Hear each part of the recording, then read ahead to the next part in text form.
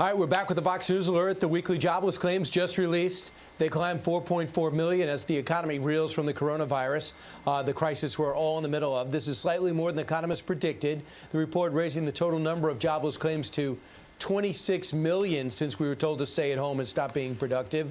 Let's bring in Sarah Sanders. Sarah, last week 5.2, now 4.4 million.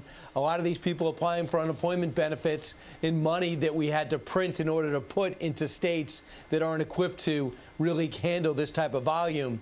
This seems like a lose-lose-lose situation.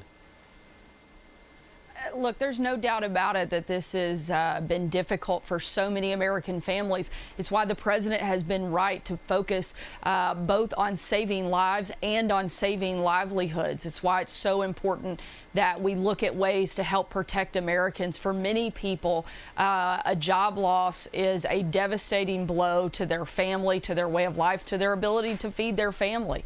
And it's also one of the reasons that it's been so frustrating to watch Nancy Pelosi drag her feet on getting emergency funding for small businesses to help a lot of these workers out in this really difficult time.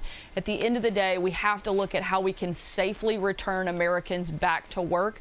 And while those that are the most vulnerable, most at risk, we have to look at ways we can protect them even further because they can't go back to work. The president has been smart to allow states flexibility because what works in New York is not necessarily going to work in Arkansas. Giving those governors flexibility to make some of those decisions, working with them, while at the same time trying to help provide resources to help American workers. That's what we have to look at, how we can best do that. Well, most people would want to go back to work. They want to make a paycheck. AOC is urging a work boycott. Listen to this. When we talk about this idea of reopening society, you know, only in America does the president, when the president tweets about liberation, does he mean go back to work? When we, have this discussion about going back or reopening, I think a lot of people should just say, no, we're not going back to that. We're not going back to working 70-hour weeks just so that we could put food on the table and not even feel any sort of semblance of security in our lives. Sarah? This is the same Congresswoman who just last week was celebrating the devastation of the oil and gas industry and the hundreds of thousands of jobs that are tied to that because she hoped it would provide momentum for her Green New Deal.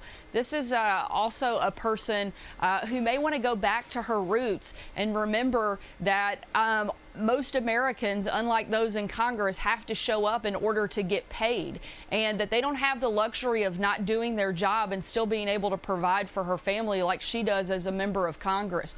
There are people that are really hurting. Right. The president is looking for ways to protect them, to help them. She might want to join in that effort instead of putting people down who are struggling and trying to figure out how best to help their families and provide that food. She might want to go back and remember that when she was a bartender and not a member of Congress, she didn't have that luxury. She had to show up to do her job in order to get a paycheck, and there are millions of Americans that are like that, that need that paycheck, not just for the money, but also their sense of sanity and their ability to be able to get out and do what they do best, and that's work hard, because that's who the American people are.